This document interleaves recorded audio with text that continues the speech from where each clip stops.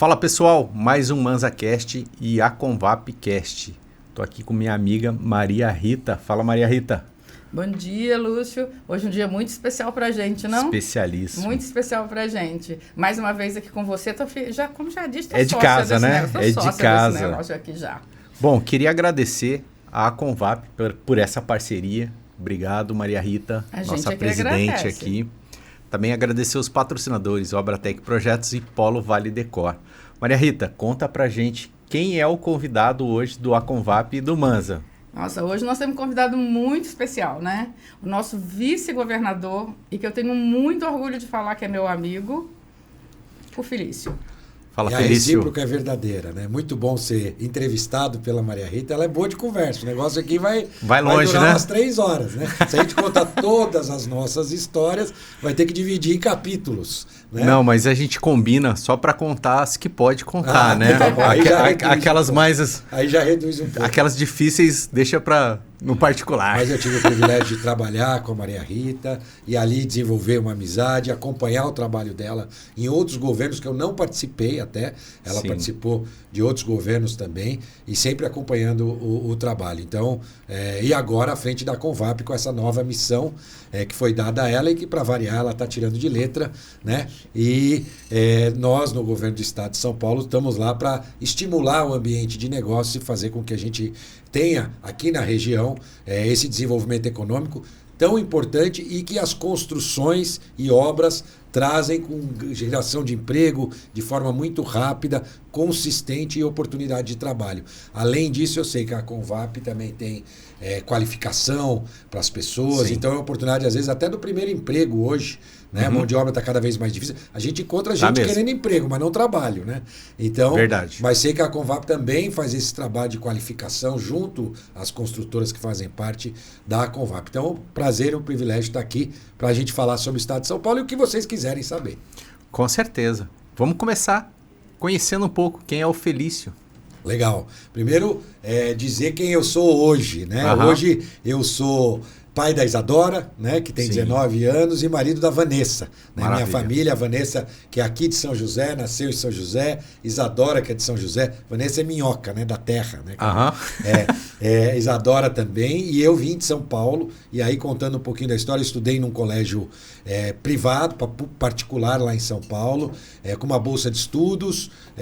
Ali eu tive essa oportunidade. Meu irmão era bom de ping-pong, né? Se eu falar ping-pong, ele me mata. Tênis de mesa. Tênis de mesa. Sim. E aí o colégio convidou ele para representar o colégio e meu pai foi lá como negociante e falou, quiser levar esse irmão, tem que levar o outro que não sabe Junto? fazer nada, que fui eu, no caso. E Que aí bom, né? tive essa oportunidade, estudei quando eu tinha 16 anos, mais ou menos, meu pai teve infarte, hoje está bem, está com 86 anos de idade, e eu e meu irmão viemos para São José dos Campos assumir uma pequena lojinha que ele tinha aqui.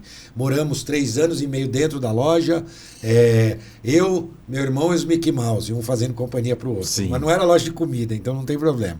Era loja de ferragens e madeiras, para marcenaria.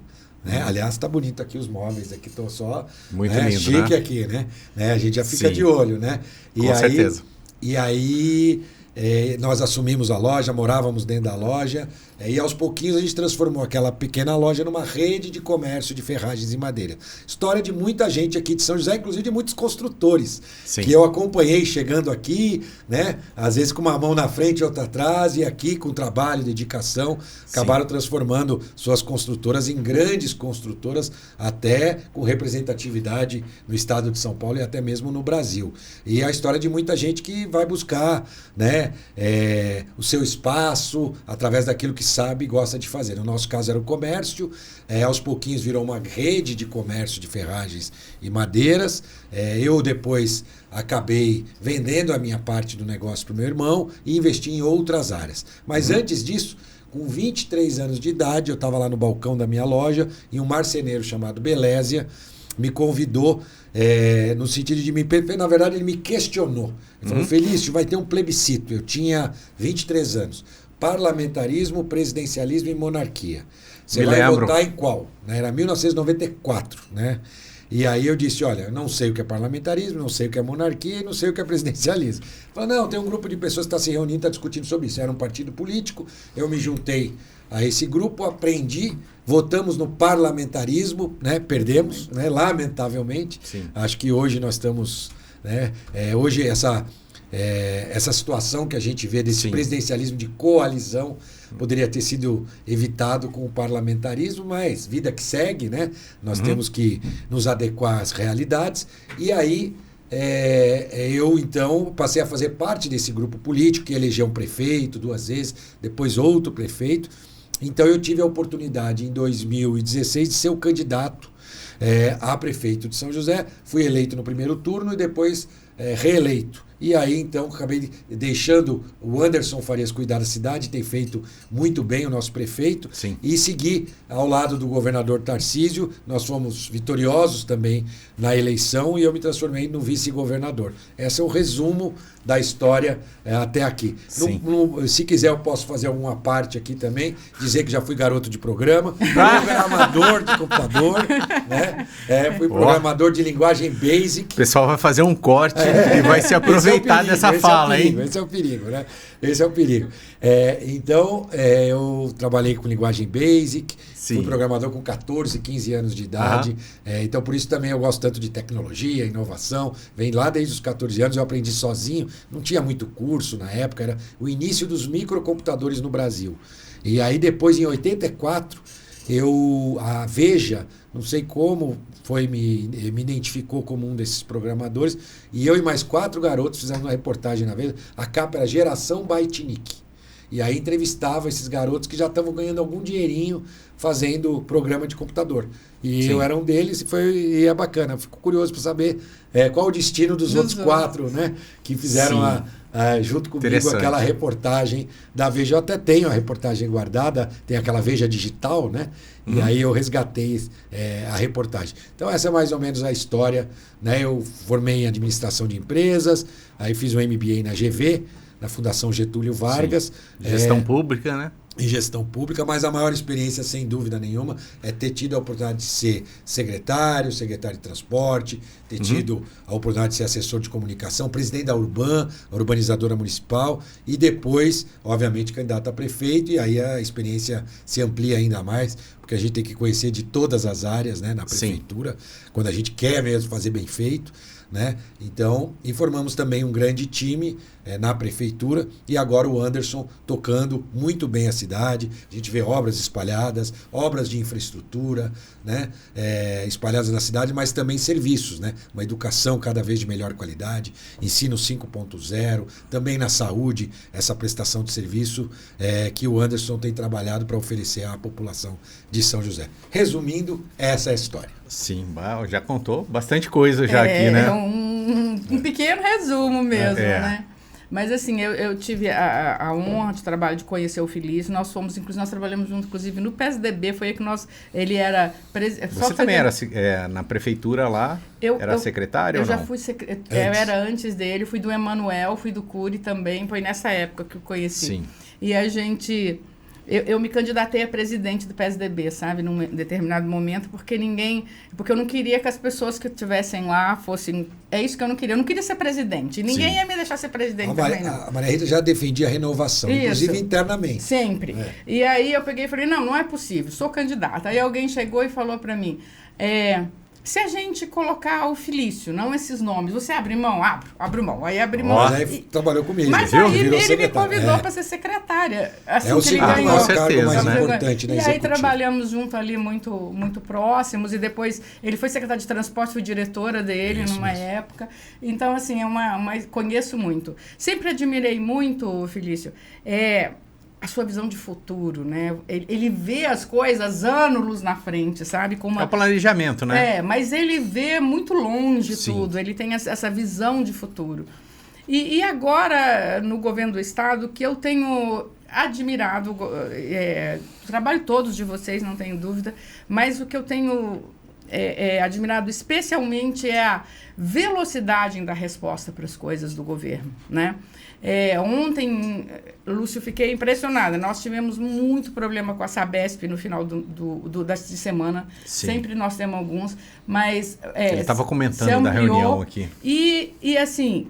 menos de uma semana, o governo do estado vem aqui e anuncia 130 milhões de obras para resolver esses problemas.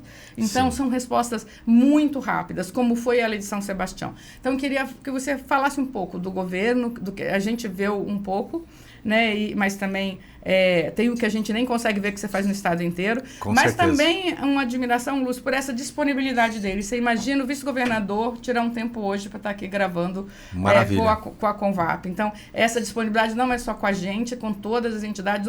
Encontrei ele várias vezes essas semanas aí nas entidades. Não queria que ele falasse um pouco desse governo aí.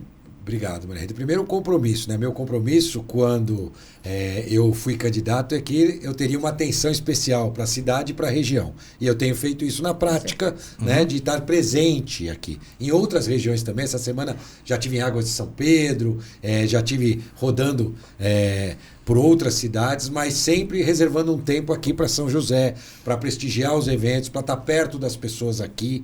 Até porque, vou dizer uma coisa para você, Maria Rita, uma das coisas que é muito diferente no governo do estado é que é a proximidade das pessoas, né?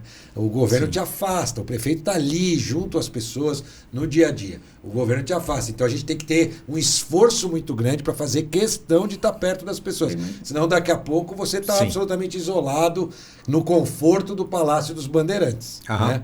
E isso é um grande erro, na minha opinião, erro inclusive de algumas gestões passadas. Perde a sensibilidade, porque estar com as pessoas é sentir, né, o dia a dia. E o governador Tarcísio é a mesma linha. Quando tem um problema, ele não foge, não, ele vai na direção do problema. Foi o que aconteceu em São Sebastião pela primeira vez. Um governador aqui, vários dias, verdade, montou acampamento lá em São Sebastião, ele, a esposa. Depois, na reforma tributária, foi a Brasília, ficou lá uma semana. Então ele não foge de problema, não. Ele acompanha, e isso é o que talvez tenha feito a diferença nessa velocidade. Porque assim como o governador tem a sensibilidade, ele está cobrando isso dos nossos secretários, né? Secretários de Estado. Também tem um grande problema, que é a burocracia. E a Maria Rita sabe, conhece a burocracia do Estado. Se numa prefeitura já é difícil, no Estado isso se amplia por 10. Né? Então, as dificuldades burocráticas, mas a determinação do governador é fazer o possível para acelerar os processos, dentro da legalidade, com as formalidades e pareceres necessários, mas acelerar ao máximo os processos. Então, o governador também tem dado essa diretriz. Meu compromisso de estar próximo, aqui, de São José e do Vale, o que eu não abro mão, e a oportunidade que, na verdade, o governador tem me dado. Né? Eu tive 2 bons vices, né? Primeiro o Ricardo Nakagawa, depois o nosso atual prefeito Anderson Fares. Então, aprendi com eles o que é ser um bom vice.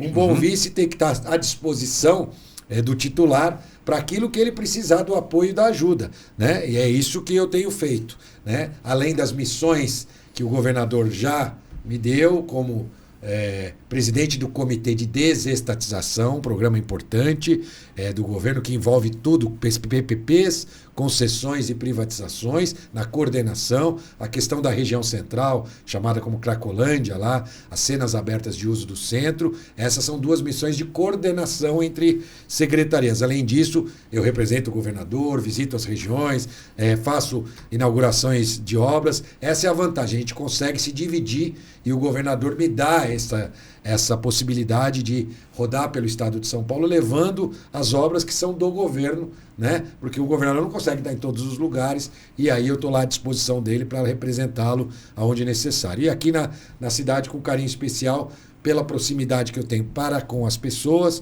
para com o Anderson, que é o nosso prefeito, que tem feito um grande trabalho, e da questão da visão, da inovação, eu acho que isso talvez venha um pouco até do balcão da lojinha, né? Porque é aquela questão de você estar atento para escutar as pessoas. Né? E ali, você estudando e escutando, você começa a ver temas e assuntos que amanhã podem ser implementados no dia a dia das pessoas. Vou dar um exemplo. A nossa primeira campanha, a Maria Rita estava conosco, a gente falou de compartilhar recursos. 2016. né? E hoje todo mundo a cada 3 palavras, né, coloca a palavra compartilhar recursos. Fazia parte da nossa diretriz de governo, simplificar, compartilhar recursos, aproveitar melhor os recursos que a prefeitura tinha à época. Então, muito importantes. E essa possibilidade que aí só a gestão pública te dá, como prefeito, como vice-governador, de escutar as pessoas, desde que você esteja aberto para isso. Porque você começa a escutar gente de todas as áreas, e aí você consegue ter uma visão que uma pessoa que é um grande especialista numa área talvez não consiga ter. Por isso que a gente conseguiu avançar em temas que, num primeiro momento, até a população talvez tenha sido até contra. Né? Vou dar um exemplo para vocês, as nossas câmeras. Eu lembro quando a gente começou a implantar as câmeras na cidade, os leitores de placa, a população, olha lá, estão transformando a cidade numa fábrica de multa, porque nunca viram tanta câmera, né? São 1.200 câmeras nas ruas, na cidade, e achavam que era para multar. E não elas são inteligentes ainda, não é só isso. Né? E a gente explicava que não, que a função era segurança pública, que algumas sim, claro, multam, outras não. Né? E aí a gente vê o resultado hoje, São José, segunda cidade mais segura do Brasil, cidades acima de 400 mil habitantes, todos os indicadores melhoraram. Então, ali, eu lembro também, aliás, comentei hoje, a Maria Rita lembra, eu lembro quando nós fizemos a obra do Arco da Inovação e da Ponte Estaiada, os prédios vizinhos fizeram uma carta reclamando que eles iam desvalorizar os prédios. Aconteceu exatamente o contrário. Inverso, né? Aliás, qualquer prédio hoje quer ter vista para a ponte, né, para o Arco da Inovação. Então era o contrário, eu tenho até essa carta. Então a gente consegue, a missão do gestor público que, na minha opinião, tem que fazer do jeito certo, é aquele gestor público que oferece à população aquilo que às vezes nem ela sabe que ela quer. Eu vou tentar explicar. Porque seria fácil fazer pesquisa e perguntar, que cor que você quer que pinte aquela parede? Aí a maioria da população falou, amarelo. Você vai lá e pinta de amarelo. Né? Isso qualquer um faz. Você não precisa de um gestor público para fazê-lo. Faz pesquisa e faz. O que você tem que oferecer é aquilo que às vezes as pessoas nem sabem que querem. Sim. E aí eu gosto de usar uma frase do Steve Jobs. Ele falou que se ele fosse perguntar para as pessoas o que elas queriam num aparelho celular, ele nunca teria feito o iPhone. Sim. Porque a gente lembra, né? O aparelho celular tinha tecla de número, foi o primeiro que apareceu lá sem tecla, só com uma tela. Então, o que a gente tem que fazer como gestor público é sim, escutar as pessoas, os setores e às vezes oferecer obras, soluções, serviços que nem a população imagina que possa até existir. Sim. Vou dar outro exemplo, a nossa Zona Azul, que tem sensores no chão, que tem... A população não tem entendimento, não tinha entendimento específico sobre aquilo. E é natural, então, que você, escutando as pessoas, consiga construir essa visão. Claro, estudando, entendendo tendências, mas com essa oportunidade que só a gestão pública dá de conversar com todo tipo de gente, desde que o gestor esteja aberto para isso. Não se tranque, né, no castelo, aqui no caso do 7º andar, né, da prefeitura, e o Anderson segue na mesma linha. Você encontra o Anderson, mas você não quer encontrar o Anderson, vai na sala dele, vai no gabinete dele, né, que aí você não vai encontrar ele, porque ele está sempre nas ruas. Com certeza. Conta um pouco da história dessa ampliação que está tendo na Via Dutra, né? Quando teve a concessão, teve aquelas reuniões. Tem 2 casos, foi quando eu conheci o Tarcísio, né? O ministro Tarcísio. Então, o ministro Tarcísio. Né? Nós tínhamos um grande projeto de concessão da Dutra, nova concessão. Vale lembrar, era um contrato antigo que todo gestor, seja ministro ou presidente, só ia prorrogando, sem trazer benefícios reais para a população de médio e longo prazo. Então, o ministro Tarcísio, com a sua equipe, resolveu fazer a concessão da Dutra, que foi a maior concessão do mundo naquele ano de rodovia, né? E a empresa ganhou, uma empresa séria, hoje chama Rio SP, né? Uma empresa muito séria, que ganhou CCR, com o grupo CCR, e começou a implementação. Mas, na verdade, o projeto original da Dutra não previa marginais no trecho de São José dos Campos. E aí a nossa equipe técnica dizia, né, e a gente entendia que nós tínhamos tudo para ter marginais aqui, não só a ampliação de pistas, mas marginais. Além da vontade, porque às vezes a gente tem vontade, mas não tem embasamento técnico para fazê-lo, né? Então a gente tinha vontade, obviamente, e embasamento técnico, mas não estava prevista. E aí eu fui em todas as audiências públicas da concessão que aconteceram no estado de São Paulo. E me pronunciei lá com respeito, dizendo que havia um erro no projeto, que não contemplava as marginais de São José. Aí levamos os números de veículos, de acidentes, mostrando toda a importância da cidade e a fluidez do trânsito, enfim. Em todas as audiências públicas. Vale lembrar que naquele momento o presidente da República era de um partido e o governador do estado de outro partido, e eu era do partido, ou seja, eles eram de oposição. Aliás, tinha até brigas pela televisão, um dizia que o outro usava uma calça apertada, o outro dizia que o outro era genocida, um péssimo exemplo de política, péssimo exemplo de política, porque eles estavam falando das pessoas físicas, né? A gente nunca deve ir para esse lado. Né? Um governador, um presidente tem que ser respeitado, criticado sim, pelas suas obras, pelo aquilo que não está fazendo, mas não pessoalmente, né? Não é esse o objetivo. Enfim, então, ainda assim, o ministro, então, Tarcísio, nos recebeu e as nossas equipes técnicas mostraram tecnicamente a importância das marginais e imediatamente a equipe técnica do ministro, então, ministro Tarcísio, mudou o projeto e incluiu as marginais. Mais do que isso, incluiu as marginais como a primeira obra a ser executada na nova concessão. Por isso que nós já estamos em obra, né, agora na Dutra, aqui nesse trecho. Não vai estar pronto ainda nesses primeiros 3 anos, mas tem um trecho que é nos primeiros 3 anos, depois no 5º ano um outro trecho para completar 100% de marginais da Dutra. Isso além da expansão de 4 faixas, que a Dutra vai ter 4 faixas de cada lado. Ela vai dobrar. Não é a Dutra que a gente conhece hoje. Mas isso vai dobrar de todo o trecho de São Paulo até o Rio de Janeiro. Então, quem vai a Aparecida vai ter a Dutra com 4 faixas, né, de cada lado. Né? Hoje são 2 faixas de cada lado. Em São José, além das 4 faixas, nós vamos ter também vias marginais da Dutra. E o outro caso, aproveitando, com o ministro Tarcísio, né, o então ministro, foi o aeroporto. Era o sonho da população de São José dos Campos ter esse aeroporto para a cidade, para o município, e não administrado pela Infraero. Claro que nós não queríamos administrar, nós queríamos conceder o aeroporto, porque tem que deixar a gente que sabe fazer, né? Vai fazer bem feito. E aí o aeroporto foi publicado pelo ministro Tarcísio, então, na lista de aeroportos a serem concedidos, junto com Congonhas, inclusive. Eram 11 aeroportos. Imediatamente o Anderson, não o Anderson prefeito, o Anderson do reitor do ITA, estava comigo numa reunião, com o próprio Anderson também, que é o atual prefeito, e ele disse, olha, eu consigo ligar para o diretor da SAC, vocês querem de fato assumir o aeroporto? Aí o Anderson olhou para mim, eu lembro, vamos, se a gente quer, se puder, a gente quer sim, porque a gente quer fazer uma concessão. E assim foi.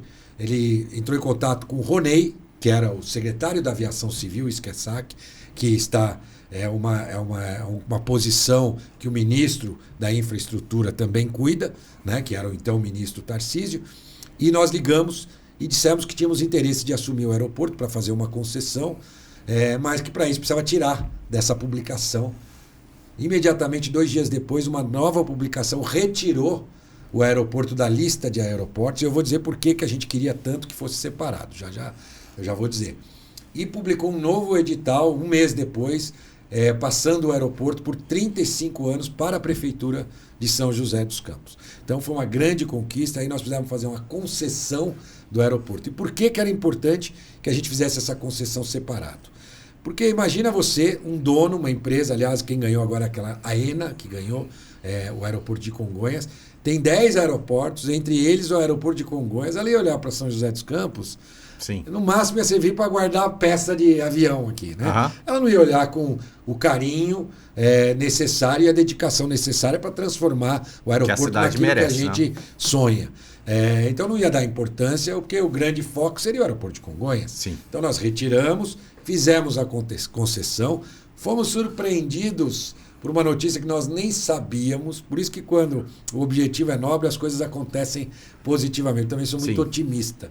A maior empresa que faz modelagem para aeroportos, modelagens de engenharia, fica em São José. Chama-se Infraway. Nós nem sabíamos que eles existiam. Preciso convidar eles para vir aqui, então. Mesmo. São muito bons. Muito legal. Todos esses aeroportos que eu acabei, inclusive Congonhas, a modelagem é da Infraway. São consórcios, né? Eles fazem uma parte dessa modelagem e fazem no risco. Não sei se você sabe como funciona. A gente faz um chamamento, a empresa se apresenta, faz a modelagem. Se tiver sucesso a concessão, eles recebem da concessionária que ganhou a licitação, sem nenhum tostão, nenhum centavo do poder público. Então foi assim que aconteceu. Nós fizemos um chamamento, a Infraway se manifestou, quis modelou o aeroporto, fizemos uma concessão antes da concessão de Congonhas. Você vê, Congonhas vai assumir, a nossa já assumiu, já faz mais de 6 meses e vem mais novidades aí. E agora o aeroporto tem voos de carga, né, já 2 vezes por semana e já nós vamos ter voo de passageiro. Muito, muito em breve. Está tudo redondo e olha como é o destino. Lembra que eu falei do nosso secretário de aviação civil lá, chamava-se Ronei, uma pessoa muito competente. Hoje ele saiu do governo, na troca do governo federal, cumpriu os meses que um funcionário público tem que cumprir sem trabalhar na empresa privada e hoje ele faz parte da equipe que é a concessionária do nosso aeroporto. Então é um craque ainda que foi contratado por essa empresa para fazer também a gestão do aeroporto. Por isso que o aeroporto está numa velocidade tão grande de melhorias aqui, não só de investimentos, mas também de novos voos. E vem aí voos de passageiro no nosso aeroporto. Não posso ainda cravar a data. Vou deixar o Anderson contar essa notícia para a cidade na hora certa, no momento certo, mas está muito maduro já esse novo, a possibilidade de voltar aos voos. E quando volta uma companhia, as outras vêm atrás, porque ninguém quer ficar para trás, né? E aí nós vamos precisar fazer um outro movimento, que a Convap vai ter que ajudar, que é manter o voo no aeroporto. Fazer com que o mercado, a gente realmente fomente o nosso aeroporto. Acho que tem bastante mercado. Nós vimos recentemente a apresentação do aeroporto aqui e o dono do aeroporto, o dono da empresa que ganhou a concessão, ele tem aqui, tem em Cabo Frio, fez uma análise interessante. Ele falou, em 200 passos você sai do seu carro, da porta do seu carro e está na porta do avião. Sim. Lá em Congonhas, 200 passos, você não atravessa nem o estacionamento. Lá em Guarulhos, com 200 passos, você não atravessa nem o estacionamento dos veículos de Guarulhos. Então é muita agilidade. Fora o deslocamento, né? Você tem que ir para lá. Tal. Quando a gente voltar com o voo, a gente tem que mostrar todos os benefícios que esses voos trazem para a nossa região, para a nossa cidade. E, inclusive, o aeroporto é regional. Vai atender o sul de Minas, já está atendendo. Também vai atender o Vale todo. Então, duas boas notícias que surgiram, então, no resumo dessa ligação que eu comecei a ter com o ministro, então, Tarcísio, e eu como prefeito. E agora, ele como governador e eu vice. Então, eu fui num evento outro dia que você estava, feliz, inclusive tanto a Carla da Nova Dutra, quanto o do aeroporto. Já esqueci quem apresentou, não me lembro o nome. Era um dos diretores. Eu conversei com os dois já para que eles vão apresentar lá na Convap, porque as pessoas acham, né, que nós nos interessamos só pelos assuntos de construção. Não, na realidade, porque a gente está em todos os conselhos, porque a gente trabalha junto com o governo do Estado. Porque nós precisamos de uma cidade como a que nós temos, nós precisamos de uma cidade bem cuidada, uma cidade de qualidade de vida, porque aí nós vendemos o que nós produzimos. Então, exatamente. A cidade cresce. A nossa função não é só construir, a nossa função é ajudar a fazer essa cidade.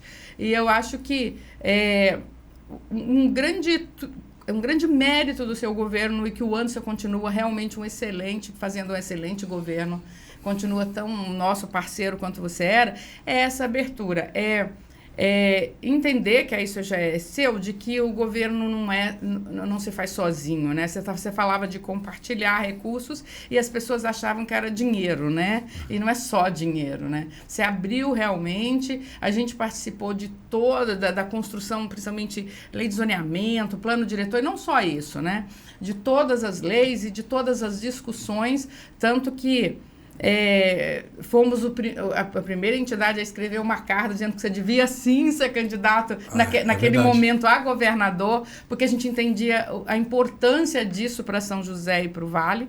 E a Convap, ela é regional, né? Ela é do Vale e do Litoral. Tanto que agora a gente assumiu aí, inclusive, a presidência do Conselho de Entidades da Agenvale, né? Nos inscrevemos agora para ser do Conselho Estadual de Habitação, porque a gente entende que a gente precisa sair também de São José, né? E essa coisa de que o Vale, nos preocupa isso, né? Por exemplo, nós temos...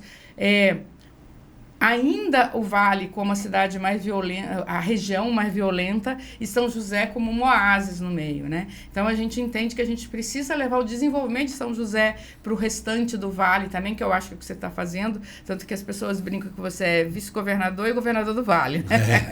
Eu escuto bastante isso. Então a gente tem acompanhado muito o seu trabalho aí nesse sentido, né? De trazer esse desenvolvimento todo. Aí vi você falar outro dia sobre a Muralha Paulista, é isso? Isso Queria mesmo, que você falasse segurança. um pouco. Mas antes eu preciso também dizer uma coisa. Nessa construção de plano diretor, de leis do zoneamento, a nossa cidade tem uma grande diferença. Qual é? Nós temos uma associação de construtoras e construtoras locais. Esta visão é a visão de quem quer ver a cidade cada vez melhor e não pior. Sim. De quem está interessado no seu negócio. Não, é de quem está interessado na sua vida. Via de regra, esses diretores, esses profissionais moram aqui, sim, em São José dos Campos. Moram aqui. E não querem ver a cidade regredir na qualidade de vida, quer ver a cidade melhorar na qualidade de vida. Sim. Então, essa é uma grande diferença. Por isso que dá para fazer essa construção conjunta. Não é uma construção civil predadora, né? Que às vezes a gente até vem gente de fora, né? Sim. De outras questões e querem mudanças, não conhecem a dinâmica da cidade. E é justamente o contrário o papel da Convap. Ela junta construtoras essencialmente da região. Isso. E que tem compromisso com o desenvolvimento, questão ambiental, qualidade de vida. Por isso que esse diálogo acontece da forma transparente. A gente, inclusive, às vezes é criticado porque nós não aceitamos sócios de fora, né? Então, a gente acha que no dia que a gente aceitar, eu não vou citar nome, mas grandes construtoras do Brasil inteiro, a gente perde a função. Vai ser predatório, né? A gente perde a função que é defender as consultoras regionais. E nós temos muito orgulho de ter as nossas consultoras com 30 anos, 40 anos, 50 anos, né? Sim. Então, isso pra gente é muito importante. Então, essa faz a grande diferença. Por isso que dá para ter essa abertura com os nossos empreendedores. Claro que a gente não vai concordar com tudo. Tem momentos que são momentos tensos, mas o interesse do diálogo é o que é mais importante. Do diálogo verdadeiro, da transparência, ética na relação. E aí eu lembro também, a Maria Rita como diretora, ainda não como presidente, estabeleceu um manual ético para a associação. O Zé Renato que criou... Né? Não foi na época do Fabiano, né? Que a gente fez um código de ética da Convap. Então, você hoje não posso marcar eu, Maria Rita, uma reunião com o prefeito e eu tenho que levar no mínimo os 2 diretores. O assunto tem que ser de interesse de mais de uma construtora, né? Então, isso dá credibilidade para a entidade também, né? Não à toa a gente conseguiu ter muitos bons resultados desse trabalho conjunto. Em relação à segurança pública, que é um tema importante também, afinal de contas, cidades mais seguras dão a oportunidade de se valorizar os seus imóveis e, consequentemente, viabilizar ainda mais obras, construções. E, de fato, São José dos Campos tem indicadores, mas o Vale do Paraíba é a região ainda mais violenta do estado de São Paulo. Primeiro, deixar claro, se o estado de São Paulo fosse um país, seria a 21ª economia do mundo. Mas ainda é um estado muito desigual, seja na prestação de serviço, no desenvolvimento de emprego e até na segurança.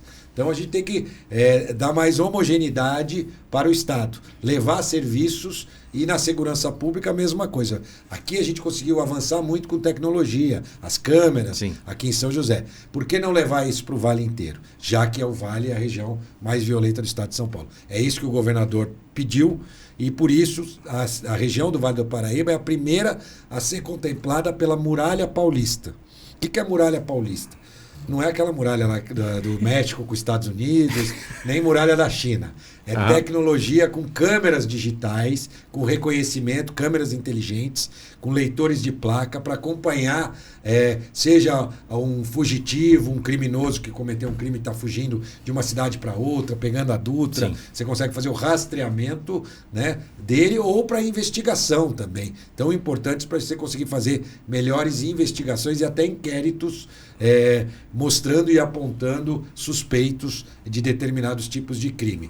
Então são 109 equipamentos que serão implementados, principalmente no Vale Histórico e no Vale da Fé, para dar mais segurança. Nós avançamos. Nesses 8 meses, caiu 12% o número de homicídios no Vale do Paraíba. Resultado a comemorar, mas ainda não tirou o Vale da região mais violenta do estado de São Paulo. E principalmente os índices piores são do Vale Histórico e do Vale da Fé. Por isso nós estamos dando prioridade para a implantação da Muralha Paulista, tecnologia a serviço da segurança pública. Nós também temos uma característica que nós não podemos deixar de lado. O Vale é a única região que tem divisa com Minas e Rio de Janeiro. Sim. Né? 2 divisas. E também a gente tem deslocamentos de verão e de invernos muito grandes. Nós temos a Operação Verão no Vale no Litoral, estou incluindo no Litoral também, né? E a Operação Inverno, no inverno, que vai para as montanhas, para Serra da Mantiqueira, sim, enfim. Então, isso dificulta, porque tem uma população flutuante e atrai o criminoso que sabe onde tem mais concentração de pessoas, tem mais chance dele ser bem sucedido no crime que ele for realizar, né? Seja um crime de roubo ou algum outro crime até mais grave. Portanto, a gente tem características, mas é possível fazer com que o Vale deixe de ser a região mais violenta ou que ela, pelo menos, se aproxime mais dos indicadores de outras regiões. E é esse o trabalho que o governador Tarcísio pediu para o secretário de Segurança Pública. Vale lembrar, hein? Pela primeira vez, um policial militar de operações à frente da secretaria. Nos últimos anos eram promotores, juízes, nada contra, mas é que alguém que conhece o campo. O Derrite era um homem da rota, sabe como é a vida daquele homem e mulher das forças de segurança. E o secretário adjunto dele é o Nico, que é um delegado da Polícia Civil, também de campo. Então a gente está muito bem servido na secretaria, no nosso time, e com certeza o Vale vai poder comemorar nos próximos meses resultados ainda melhores do que essa redução de 12%. Com certeza. É um dos, a gente sabe disso, né? Um dos primeiros índices que uma grande empresa olha quando vai mudar para uma cidade é a questão de segurança. Depois vem a educação, que nós estamos muito bem servidos, né, atualmente. Veio lá da sua gestão e foi melhorando cada vez mais a nossa educação. E aí não só a pública, né? Quando você faz uma cidade que tem essas características, a iniciativa privada vai vindo, né? Isso aí na área médica, por exemplo, hoje nós estamos ficando muito bem servidos, que a gente tinha muito problema anteriormente, né? É verdade. Mas você vê que são detalhes que às vezes nos fazem uma diferença. Sim. Vou dar um exemplo. Nós recebemos uma multinacional da área, depois eu vou contar um pouquinho, essencialmente da área de alumínio. Eu vou falar, o nome dela é Ball, né? E como foi a visita da Ball? Ela tinha aqui um centro de serviços compartilhados, que são operações administrativas conjuntas para várias fábricas da Ball. A Ball é a antiga Latapac, que sim, a gente chamava. Conheço. Fabrica alumínio. A Ball é maior do que isso até, né? Ela tem até satélite, ela fabrica nos Estados Unidos. É uma empresa muito grande, 3 bilhões de dólares de faturamento nos Estados Unidos. E nós ficamos sabendo que os executivos desta empresa estariam vindo a São José dos Campos. E aí o nosso secretário de Desenvolvimento Econômico começou a estudar a possibilidade, eles têm pista de decolagem na fábrica, jato da companhia, e estavam vindo 16 diretores desta Ball para aqui para o Brasil, e nós começamos a estudar a possibilidade de eles pararem com o jato no aeroporto de São José. Nosso aeroporto é internacional de cargas, não de passageiros. Sim. Então precisava de uma adaptação ali para recebê-los. E a gente, na Receita Federal, da Polícia Federal, nós conseguimos receber esse grupo de 16 diretores, mais ou menos, que vieram dos Estados Unidos. Pousaram aqui, fizeram toda a alfândega, tudo que tinha que fazer para eles. Demorou mais ou menos 1 hora para fazer toda... E é natural, eles falaram que em outros aeroportos demoraria até mais. E aí vieram visitar a cidade, conheceram aqui o Centro de Serviços Compartilhados. Depois eles entraram num meia dúzia de veículos blindados e seguiram para o Rio de Janeiro, onde era a matriz desta empresa. O resultado foi que após a reunião, um mês depois, a BOL decidiu trazer a sua matriz da América Latina para São José dos Campos. Hoje Sim. a matriz é aqui, deixou o Rio de Janeiro e passou a ser em São José dos Campos. Você vê um pequeno detalhe Trouxe pode um fazer benefício a diferença. gigante, Imagina quando ele está falando Muitos de empregos. educação. É claro que eles analisaram educação, inclusive eles fizeram um vídeo sobre a cidade para convencer os funcionários de mudarem para São José dos Campos, porque eles queriam o maior número possível de funcionários que eles já tinham no Rio de Janeiro aqui. E muitos mudaram. E se você perguntar para os que mudaram, estão felizes da vida por ter mudado. E aí entra esse conjunto de benefícios que a Maria Rita diz, seja a escola pública como opção de escola privada, seja a questão da saúde pública como opção de saúde privada. E São José avançou muito nos últimos anos, está cada vez mais madura como uma cidade de um tamanho bom, ainda, né, de 700 a 1 milhão de habitantes, e com boa qualidade de vida, mas que tem já uma oferta cada vez melhor de serviços. E na área de construção não é diferente, né? Quem quiser tem todo tipo de apartamento para morar, desde o pequenininho até o mais luxuoso, e isso as construtoras Casas vêm se aprimorando. também, todo tipo. Né? Os condomínios, etc. E as construtoras vêm se aprimorando na oferta. Eu estava com um construtor lá no evento, ele dizendo, olha, estamos construindo aqui um prédio e nós já estamos alcançando um patamar onde a gente pode colocar mais coisas no apartamento que a gente consegue reportar um preço melhor, por colocar mais serviços, tipos de detalhes que custariam mais caro e que a cidade não comportava há pouco tempo atrás, e hoje já tem população para comportar esse tipo de investimento. Então a gente está muito contente de ver a cidade nesse ciclo virtuoso. Né? Em que todo mundo ganha, né? De desenvolvimento. Eu fico vendo, você sabe que eu participo da maioria dos grandes projetos por fazer assessoria. Nós discutindo agora um projeto até da Montante, vou falar até o nome que é nosso associado lá, e a preocupação de que, olha em que nível que nós chegamos, que é muito legal, que nós temos grandes empresas no mundo que precisam trabalhar 24 horas por dia. E nós ainda não temos serviço 24 horas por dia de tudo.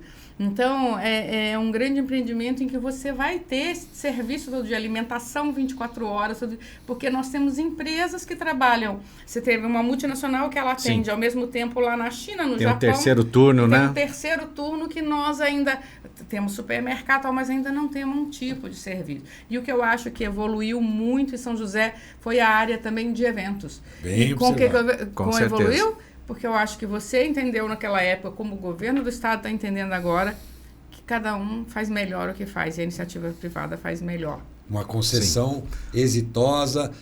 O Anderson e eu concedemos a Arena.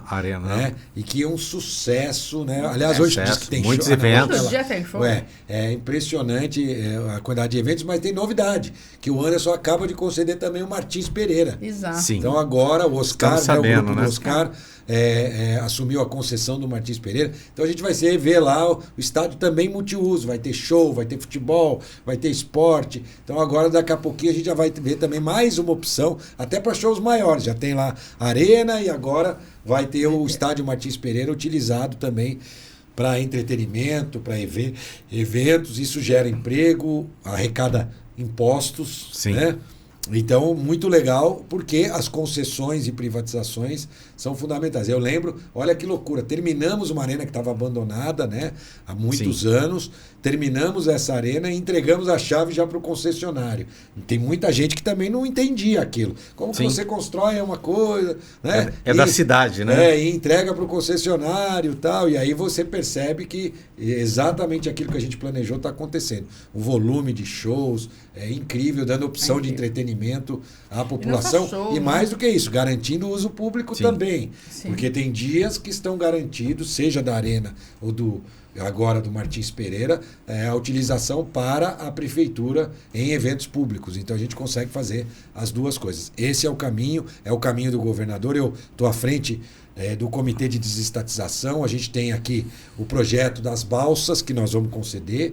Né? Nós vamos, inclusive, Maria Rita, Lúcio, vamos mudar aqui a matriz energética das balsas. Nós queremos balsa híbrida ou elétrica. Né? Sim. E eu vou explicar um pouquinho também, tem esse conceito, porque tem alguns motivos. Né? Um deles, os nossos equipamentos de balsa, tem equipamento mais velho do que eu lá. Né? Tem balsa de 67 lá, né? Prestando serviço. Segundo, o Estado coloca do seu dinheiro, do pagador de imposto, 230 milhões todos os anos nas travessias de balsa. São 8 travessias, não é só a de São Sebastião e Ilhabela. E pretende continuar colocando recursos, mas você botar 230 milhões para ter um serviço inadequado, né? Que a população está tem sentido, né? 60% disso é em combustível. Sabia disso? É compra de diesel. Mais da metade, né? E a última vez que eu me desloquei para Ilhabela, eu fiz questão de ir a pé.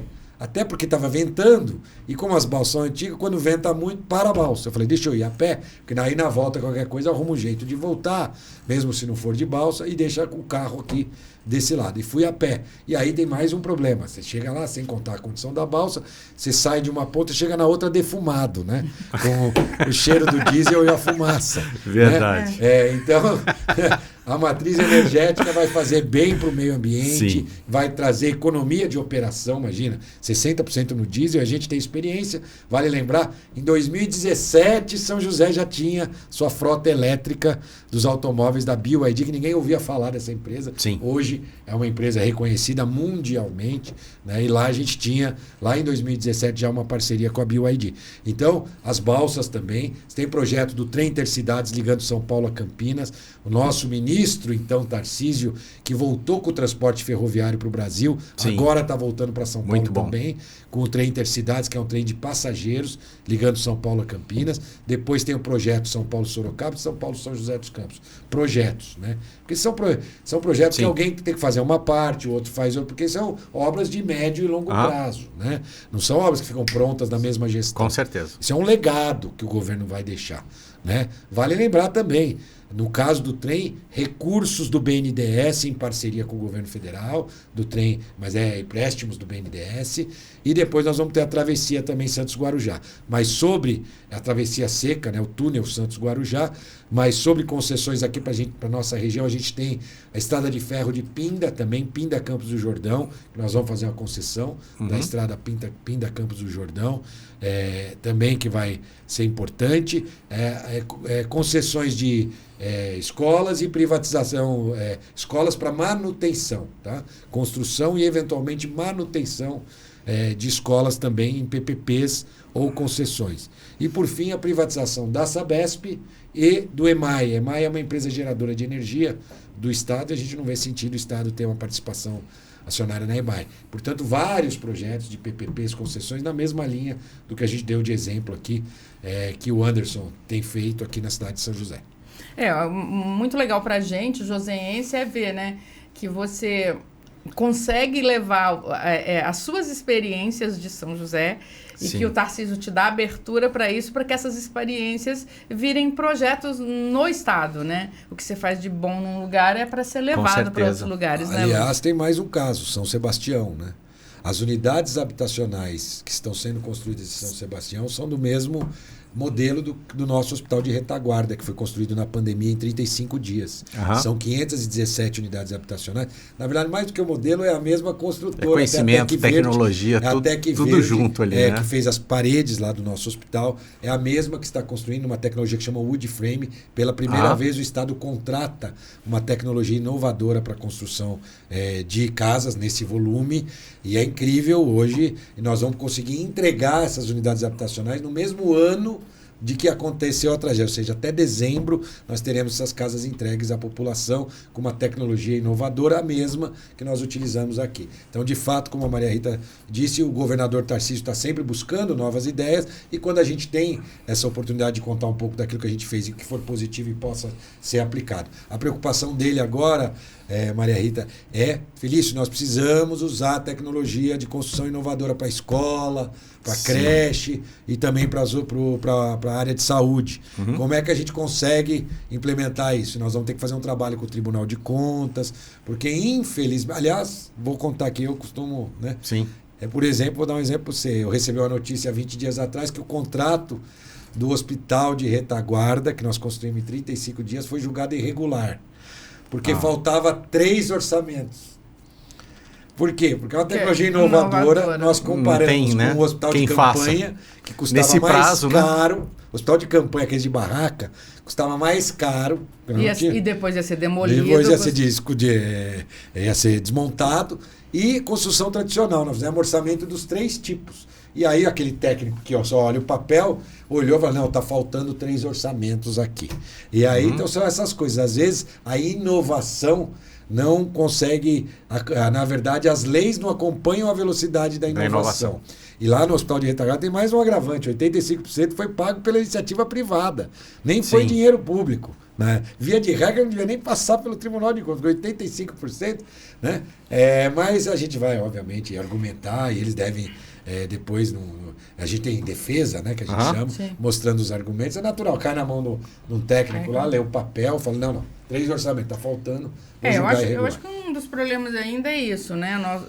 Eu acho que é necessário que tenham esses órgãos de controle, né? A gente não está dizendo que não, mas eles precisam evoluir muito, né?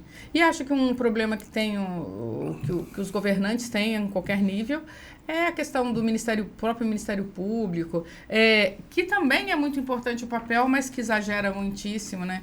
Porque há quanto tempo está o processo aí da ponte estaiada, né? Aí nós vamos a Jacareí, tem uma ponte, esse cara é de Jacareí, a gente vai em Jacareí, tem uma ponte que não passa carro nenhum, não viu o Ministério Público falar nada. Ninguém pode passar na ponte. É a ponte estragada, né, de Jacareí. Aqui é a ponte estaiada, lá é a ponte estragada. E a gente não pode falar nada. E ninguém fala nada. Então, assim, eu acho que atrapalha um pouco, embora sejam necessários, né? Que existam esses órgãos todos, de vez em quando alguns técnicos ou alguns promotores perdem um pouco a mão e atrapalham o trabalho. O respeito ao né? trabalho, né? Mas nós temos que fazer as cidades funcionarem, as ideias. Eu lembro o projeto das câmeras, né? Ficou 6 meses no Tribunal de Contas porque nós estávamos aglutinando serviços no mesmo edital. Porque as câmeras envolvem, primeiro é uma prestação de serviço, envolve o cabo de fibra ótica, a câmera, a central de monitoramento, as telas, tudo isso. E pela lei não pode aglutinar serviços diferentes. Não, o serviço da comunicação em fibra é diferente do sistema de câmeras. Só que obviamente que TI é integração hoje. A área de TI é integração. Mas nós ficamos empresas diferentes para fazer isso não ia dar certo, né? Exatamente. Porque uma põe a culpa na outra. A da fibra diz que a culpa é da câmera diz que...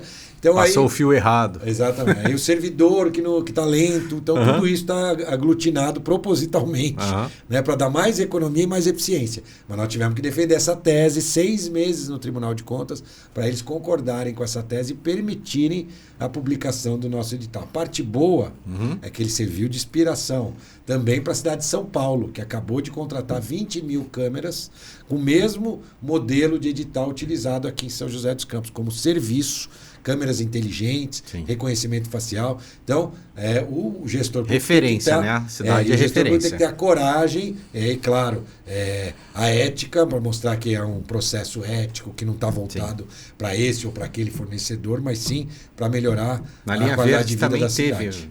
Dificuldades, né, na linha verde. Eu acho que a nossa concessão de ônibus está aí várias vezes no Mas nós vamos fazer, o Anderson vai fazer aí. Vem aí os ônibus elétricos, um modelo completamente diferente de tudo que existe. Esses dias eu estava conversando, o Anderson me explicou direitinho, estava conversando com uma outra pessoa de uma outra cidade, na verdade de Natal, e ele me perguntou, então, e está funcionando? Eu falei, não, pera um pouco, nós vamos contratar, aí quando tiver tudo redondinho, aí nós chamamos você, porque tenho certeza que vai funcionar, porque é uma nova modelagem de contratação, que não é uma concessão, é locação de ônibus, vai dar certo, mas alguém tem que tentar fazer diferente. Então, e essa missão é nossa mesmo, e o Anderson segue na mesma linha. Com certeza. Eu acho assim, o CSI lá, né? Sim.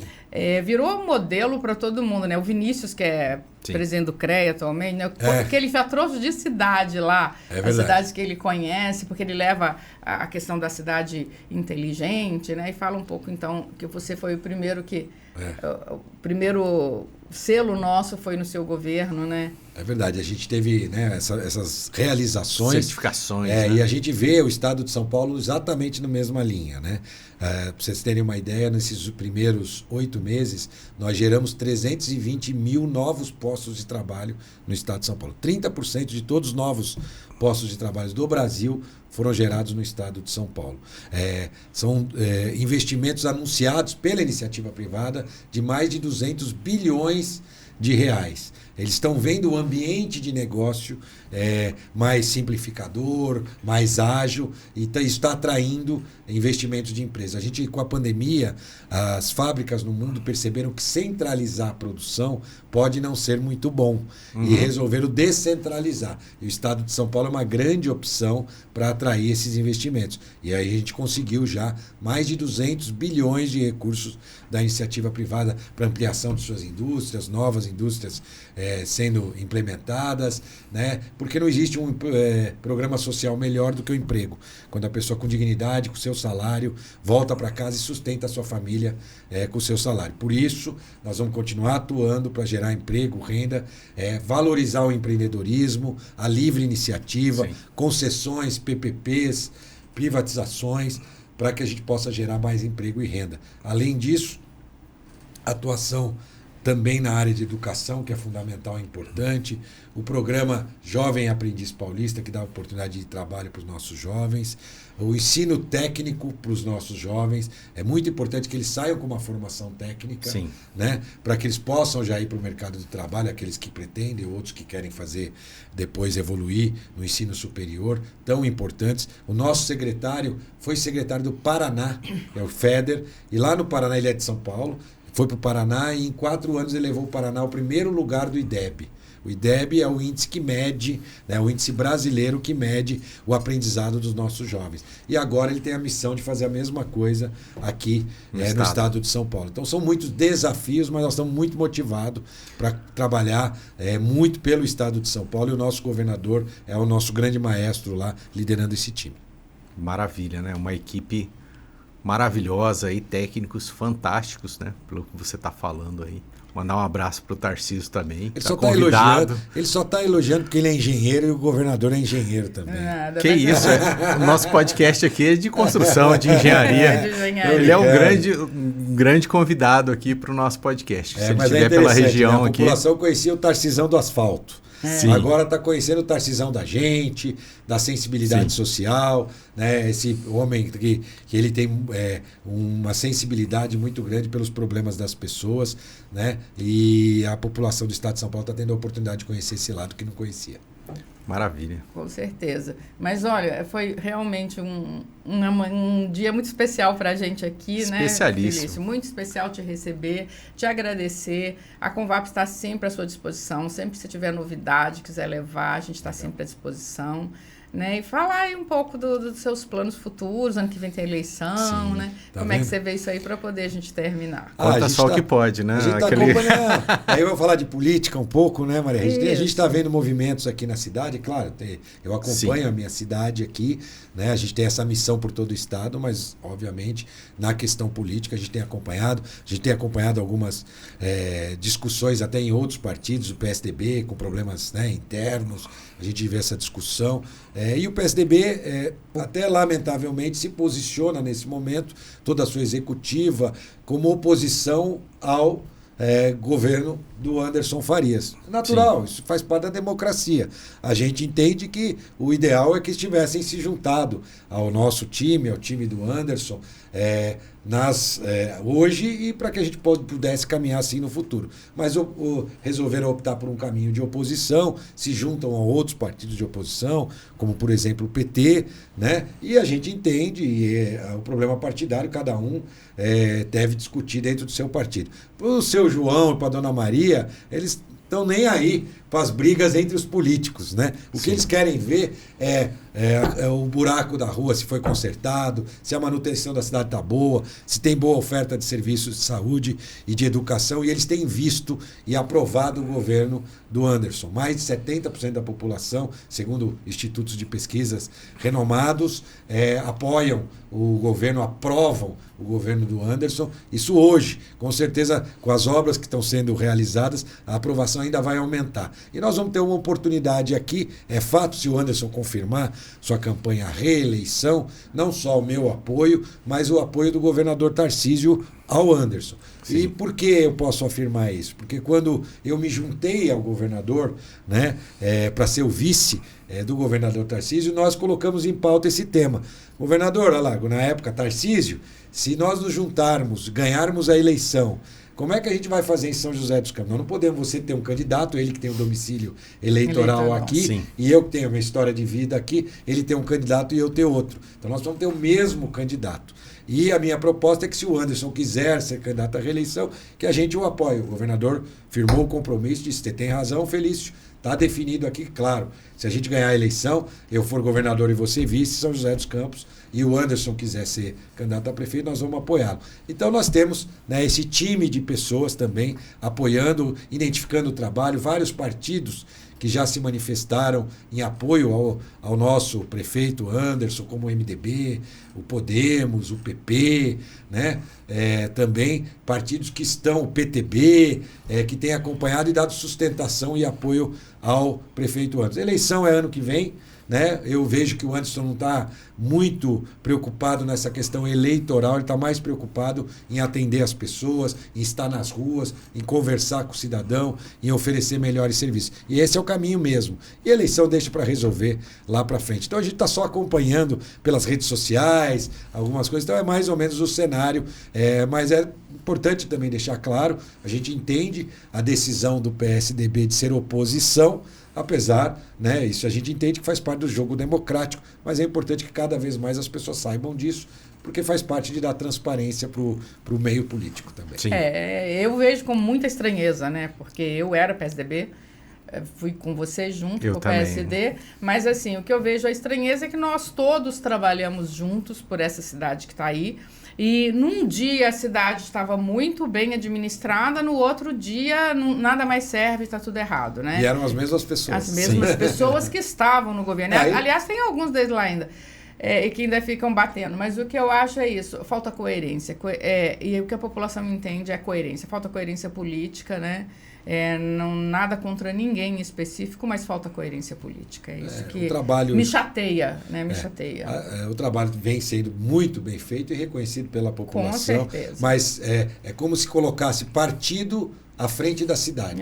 A cidade está muito bem administrada e a gente não deve, a gente tem que trabalhar pela cidade. É isso que eu estou fazendo, inclusive, lá no governo, estou trabalhando pelo governo, mas claro, estou também trabalhando para a cidade. Uma das respostas foi essa questão da Sabesp, tão importante, um problema iminente, que a gente conseguiu reverter isso com um grande volume de investimentos, mais de 130 milhões, como a gente falou, né, voltados agora a garantir a saúde das pessoas através do fornecimento de água. E nós vamos continuar trabalhando junto com o Anderson, em benefício da cidade, esse é o foco. Muito, muito obrigado por você estar aqui com a gente. Esteja sempre à vontade para vir quando você puder. Obrigado, bom Gratidão, saber. que volte outras vezes aqui, agradecer também a Convap, Maria Rita, todos aqui. E fica o convite também para o nosso governador, quando ele estiver na região aqui, vir aqui também contar um pouco sobre o trabalho dele no estado de São Paulo. Obrigado, bom saber desse espaço aqui, né? Também de comunicação, tão bem montado aqui, dando a oportunidade para a gente levar as ideias também, a Convap pela iniciativa também do podcast, e contem com o governo do estado de São Paulo, nós vamos trabalhar, acordar cedo, regaçar as mangas e construir um estado melhor para todos. Obrigado, tchau, tchau. Valeu, pessoal, um abraço, até o próximo, a Convapcast e ManzaCast.